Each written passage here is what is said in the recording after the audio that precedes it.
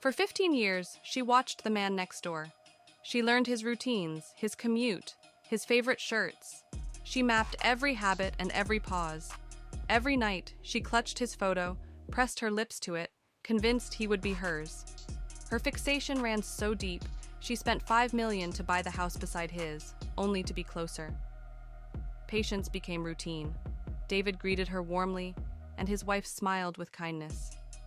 That night, she stepped inside their home, polite on the surface, cold underneath. Every gesture was measured, every glance was staged. She wore her boldest dress, hoping to snare his eyes. Yet David never looked twice.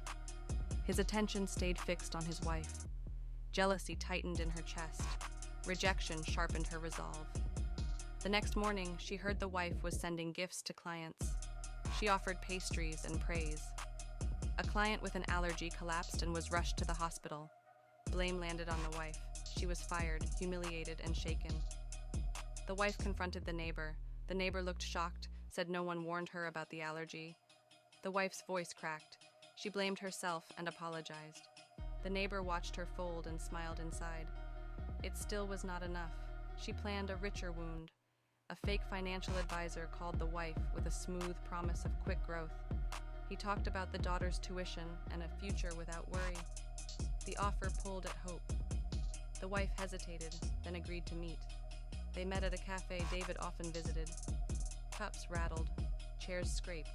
Fate turned hard. David walked in. He saw his wife with the advisor and froze.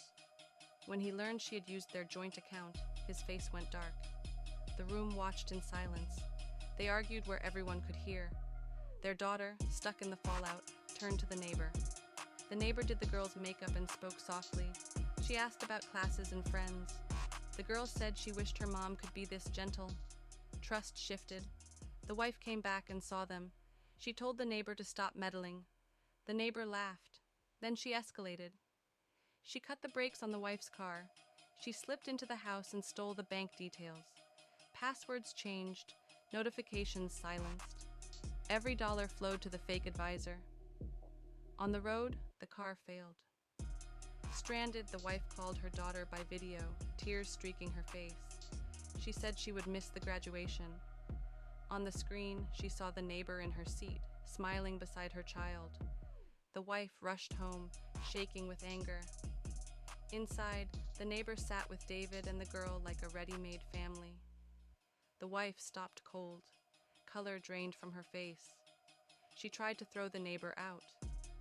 David defended the